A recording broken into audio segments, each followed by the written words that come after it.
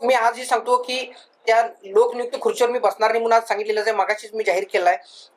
गडिंग्लज शहराची आता नाईलाज असो मला मुश्रीफ साहेबांनी भरपूर दिला आहे. माझ्यासारख्या कार्यकर्त्याला नगरसेवक पद दिलं. मी गडिंग्लज शहरात सगळ्यात हायेस्ट मतांनी निवडून आलो. त्याच्यानंतर मला उपनगराध्यक्ष केलं आणि आज मला ह्या गोष्टीचा आनंद वाटत नाही, कारण की माझ्या पक्षाचा माणूस या खुर्चीवरून उतरला, ह्या गोष्टीचं मला खंत वाटते सगळ्यात महत्त्वाचं म्हणजे, कारण की एक चांगल्या माणसाला उतरवण्याचं पापीने केलं आहे.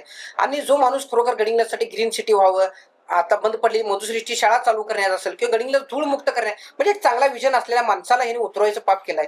ते निश्चितच आता माझं ह्या सर्व आमच्या पक्षातील ज्येष्ठ लोकांनी मला सांगितलेलं आहे की ह्या विजननुसार तू काम कर म्हणून सांगितलेलं आहे. आणि आम्ही महेश तुर्भटमठ साहेबांचे जे विजन आहे ते डोळ्यासमोर ठेवून गडिंग्लजचा विकास कसं जास्तीत जास्त होईल ह्या दृष्टीने आम्ही काम करणार आहे. आणि मी आज सर्व लोकांना आव्हान सुद्धा केलं आहे की नाही, आम्हाला कुठलाही हार तुरे गुलाल बिलाल फटाकडे बिटाकडे कुठलेही आम्ही शुभेच्छा स्वीकारणार नाही. कारण की हे जर माझ्या व्यक्तिगत मला जर ती खुर्ची मिळाली असेल, खुर्चीचा मोह भरपूर जणांना असेल, पण मला खुर्चीचा मोह नाही.